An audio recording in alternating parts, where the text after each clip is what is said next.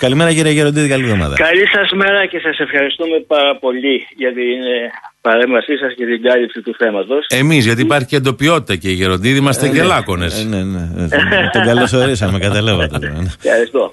Έτσι, δύο κουβέντες. Πώς έχει το θέμα, γιατί από ό,τι είδαμε από το 2004 ξεκινάει μια ταλαιπωρία ιστορία. Να διευκρινίσουμε από την αρχή ότι δεν είναι πρόβλημα της κτηματογράφησης που βρίσκεται σε εξέλιξη τώρα, δηλαδή το τρίτο πρόγραμμα της κτηματογράφησης, αλλά είναι πρόβλημα από τα ήδη λειτουργούντα κτηματολογικά γραφεία, εκεί δηλαδή που οι διαδικασίες έχουν ολοκληρωθεί και είναι σε λειτουργία το κτηματολογικό γραφείο. Με δύο λόγια το θέμα ξεκινάει ως εξής. Φτάνουμε πρώτα να έχουμε ένα χωριό ακτιμώνων. Όλο το χωριό. Δεν είναι ότι 5-10 άνθρωποι δηλώσανε, δεν δηλώσανε, χάνουν την περιουσία τους. Πρόκειται για ένα ολόκληρο χωριό, πρόκειται για μια δίμευση καθολική.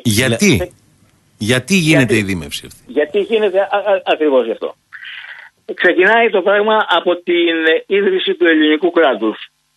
Με τις συνθήκες της ιδρυτικής του κράτους, ό,τι τουρκικό έγινε ιδιοκτησία του δημοσίου. Εκτός από τις περιουσίες όπου οι Οθωμανικές αρχές είχαν αναγνωρίσει δικαιώματα σε Έλληνες. Στην περιοχή το Λάγιο ήταν συνειδιοκτησία Ελλήνων και κονταμπάσιδων. Ως εκ τούτου το δημόσιο πήρε το τουρκικό μερίδιο κοντά στο 55% και το υπόλοιπο 45% χοντρικά το πήραν οι κονταμπάσιδες. Πρόκειται τότε για μια περιοχή τελικώς γύρω στα 20.000 στρέμματα, που είχε ένα παιδινό τμήμα, ένα λοφόδες. Το λοφόδες τμήμα είναι το σημερινό Λάγιο και ένα ορεινό. Λοιπόν, οι κοτσαμπάζιδες, το λοφόδες τμήμα που τότε δεν είχε ελιές, είχε βελανιδιές, το πουλήσανε άτυπα. Ποιος έκανε συμβόλαια στη Μάνη το 19ο αιώνα? Ούτε στη Μάνη ούτε στην Κρήτη πρέπει να σας πω. Διαλόγου.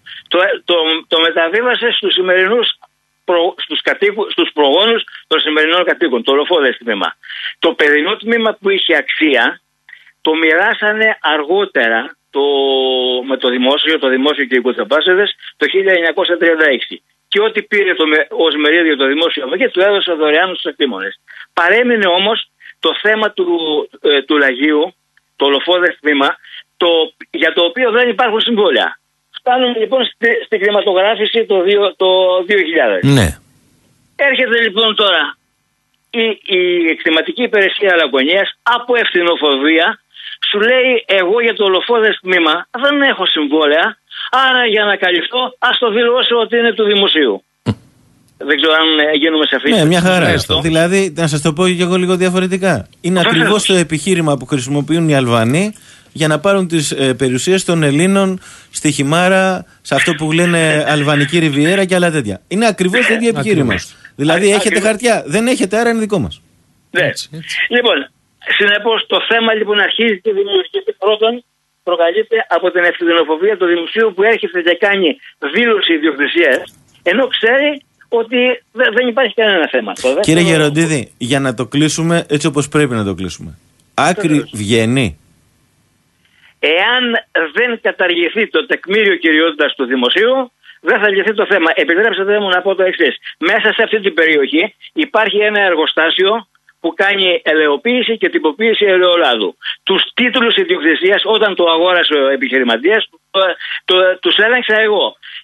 Στο υποθηκοφυλακείο της περιοχής δεν υπάρχει καταχωρημένη διεκδίκηση του δημοσίου, ούτε καν δικαίωμα. Και έρχεται τώρα εκ των υστέρων το δημόσιο, επικαλούμενο αυτούς τους φοβερούς νόμους που του αναγνωρίζουν το τεκμήριο και λέει ότι το δημόσιο μπορεί να διεκδικήσει τα δικαιώματά του ακόμα και αν δεν έχει καταχωρήσει το υποθηκοφυλακείο. Και του παίρνει και το εργοστάσιο. Βεβαίως. 1.000.000 επένδυση. Μα πέστε μου, ποιος θα έρθει σε αυτή την περιοχή να κάνει μια επένδυση? Έχω την αίσθηση. Είναι τρομακτικό. Κύριε Γεροντίδη, έχω την αίσθηση ότι θα λυθεί το θέμα. Δεν νομίζω ότι θα μείνει έτσι.